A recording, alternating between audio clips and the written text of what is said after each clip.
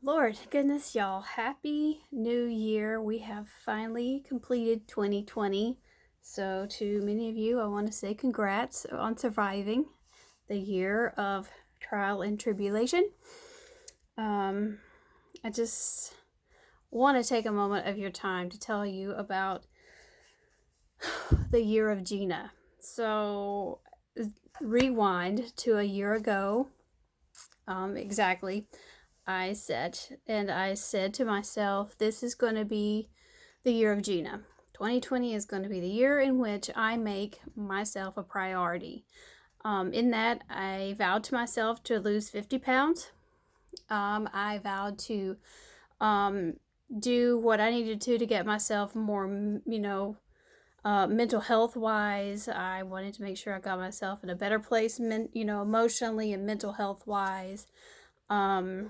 Just wanted to get to be a more stable person all the way around. Wanted to get into the gym and get, more stronger and in better shape physically. I just wanted to make myself a priority and make a commitment to myself. And so, when you make those New Year's resolutions, you always, you talk a big game and you think, yeah, I'm going to do this. And a lot of us were blowing smoke out of our own butts, let's be honest. But I was really committed. And I went and I did the Sonobello surgery on my stomach. So I did have the laser liposuction done. And they did the EX surgery where they took the bomb pouch off the bottom.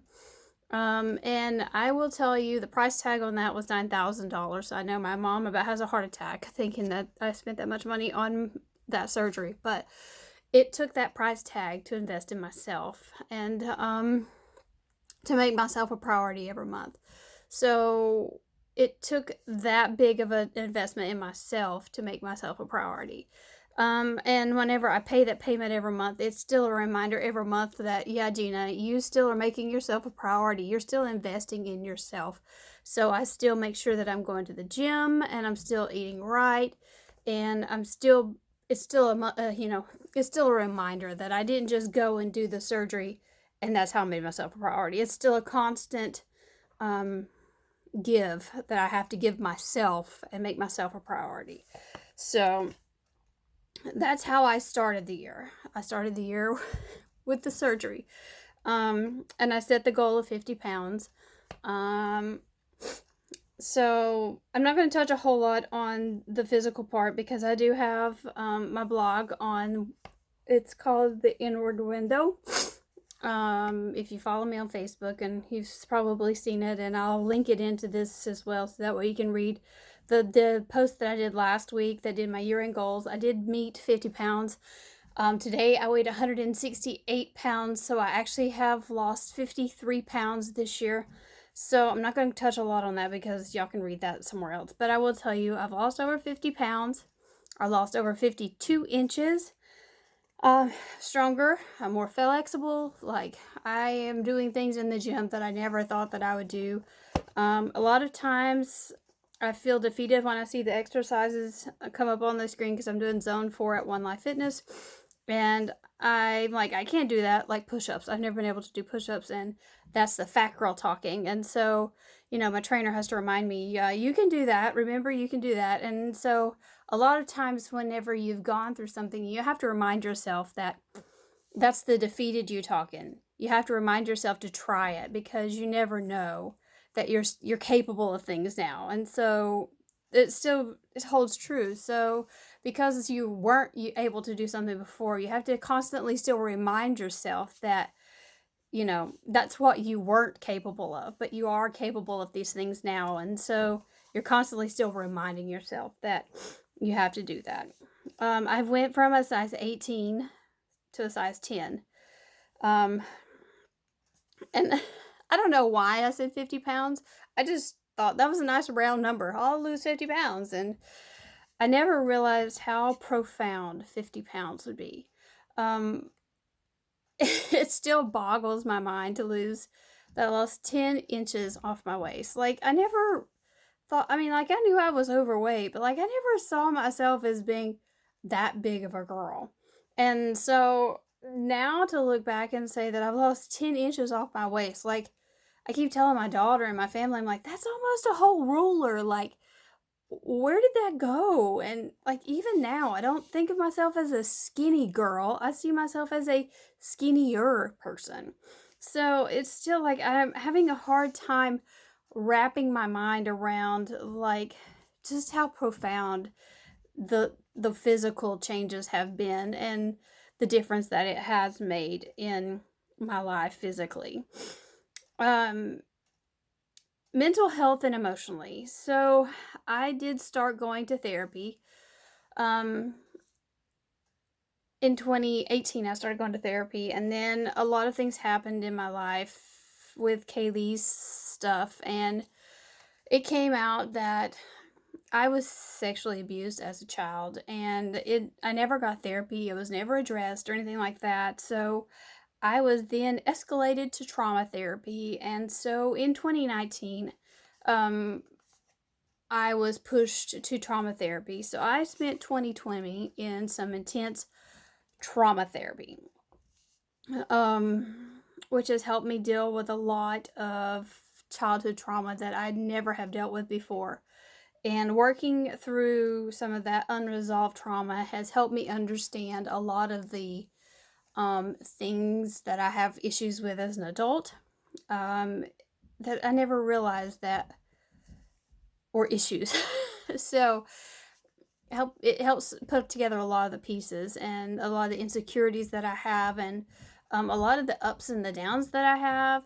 And it's just it helps me paint a better picture of the behaviors and the insecurities, and it's helped me create a better response and acknowledging whenever those things are happening, and so therefore I'm more well-rounded, and I have a better response to things instead of going off in the way that I did before. So um in all of that, I've also learned how making myself a priority wasn't selfish. I set goals for myself, and making those priorities and those goals for myself was a healthy response, because in an army life and in a special needs mom's life, um, it's always you're always giving and giving and giving and giving, and you're never giving anything to yourself.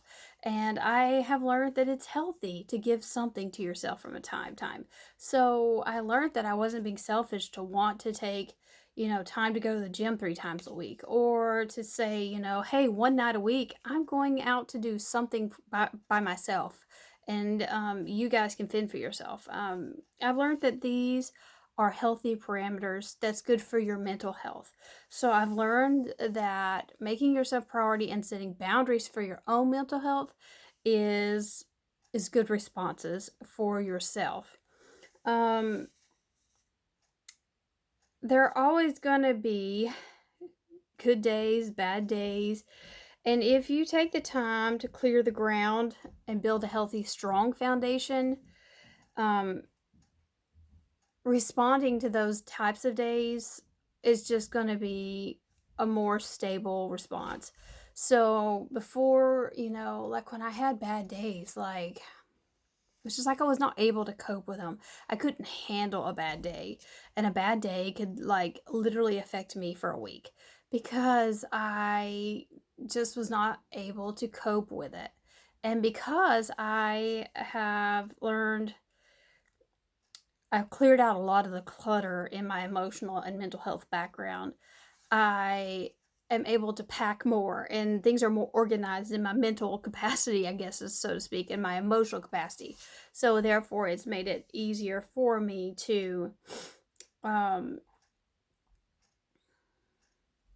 kind of just take things and process them. And it's my closet's not so cluttered, so I can take things in, process them, and put them where they need to be, and it's not so chaotic whenever things come and hit me as they were before. I would not be true to myself and true to the person that I have become in 2020 if I did not tell you about the way that God has moved in my life in 2020. I lost my job in March when I chose to stay home with my daughter, and because she is a special needs kid and she did need a parent at home to help her with school. Um, and at that time, I did feel like God told me to just be still and just, let Him do what He needed to do. And in that time, I have rededicated my life to God. I got rebaptized um, on December 6th with the Elevation Church. God has showed me my purpose, and that is to be a ministry for sexually abused kids and their families, through which I have finally got done arguing with the SEC in Virginia, and I finally got the paperwork filed. So the Trauma Watchtower will be my nonprofit that I have formed. It will support children of sexual abuse and their families, create awareness of childhood sex abuse, and empower the victims of sex abuse to move beyond being a victim of the trauma and become survivors. This kind of all just started as we were going through our journey as a family and realizing the lack of support. My friends are great, don't get me wrong, I have great friends, but they're not going through what we're going through, and I felt like I was standing alone. And from there, God just really started talking to me, and we have since just started building, and God has just really been working with me and showing me how to be a blessing to other people. And through that blessing, I've been focused more on how to be a blessing instead of focusing on the drama and the trauma of the trial and the things that we are going through with our family. So it's just been such a powerful thing in our life right now, and in my life to witness the things that have happened in the last few months, especially. It's like every day I just wake up and I know that God is so strongly present with me, and in getting this foundation started, and the things that we're going to do in the year ahead. I did not pick excuse me, I can't even talk. I did not pick a word for 2020 because I did not know such a thing to do, but it was very clear to me that my word for 2020 was the word vision, because I clearly see 2020 now. I see everything that I was supposed to see from this year. And I know that it was a rough year for people, and they tell me it was like, this is the worst year ever, but I am so sorry that you see the things that you've buried in 2020 and not the things that were born from it. Because let me tell you, I've seen everything that has come from this year, and it has been the most glorious year of my life. It's been very hard.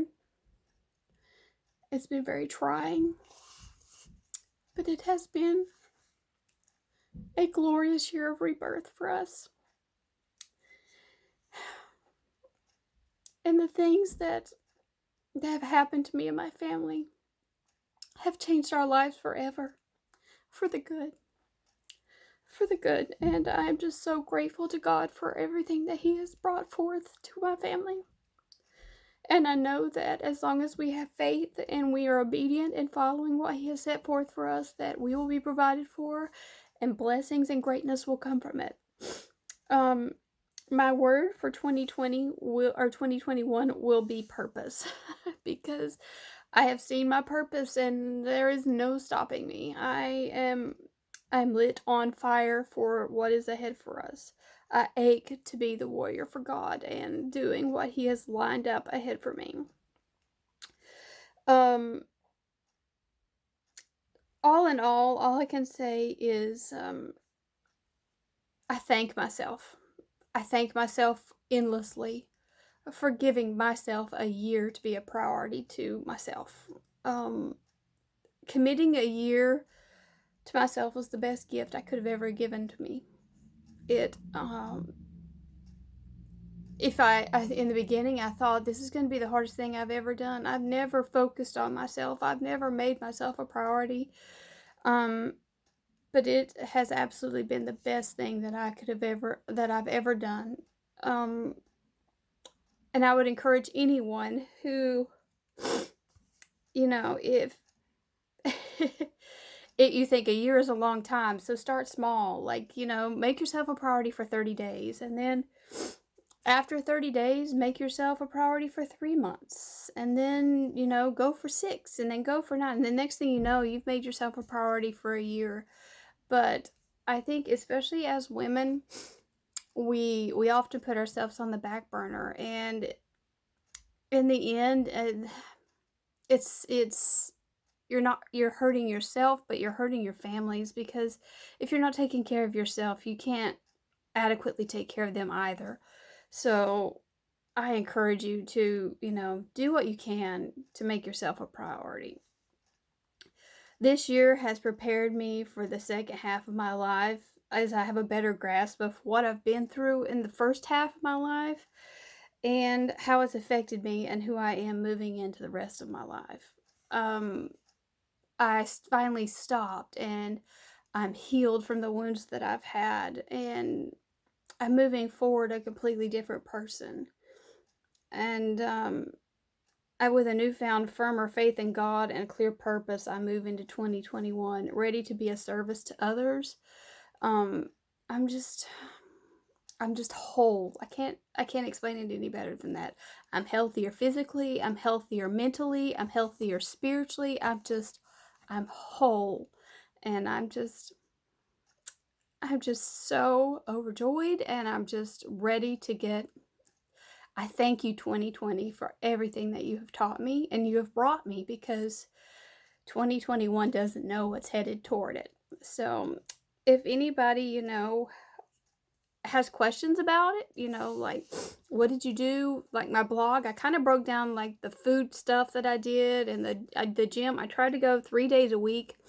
My goal was 5, but let's be real, I never, like, maybe twice made it 5 days a week. Find a good therapist. I can recommend the one that I go to. I love her. She's great. But other than that, find a good church. I pick Elevation because it doesn't matter where we move to in the Army. Or, if you miss service, I can always just look it up later. But find a healthy food habit and stick with it. That's another thing, is that I had talked to people and they're like jumping all over the place, and you can't roller coaster it. That doesn't work either.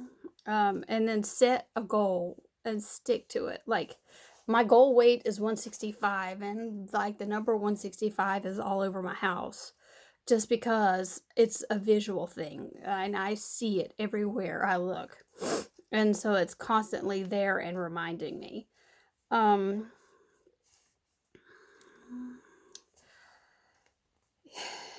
I can say beyond that is it's worth it. I can promise you it's worth it.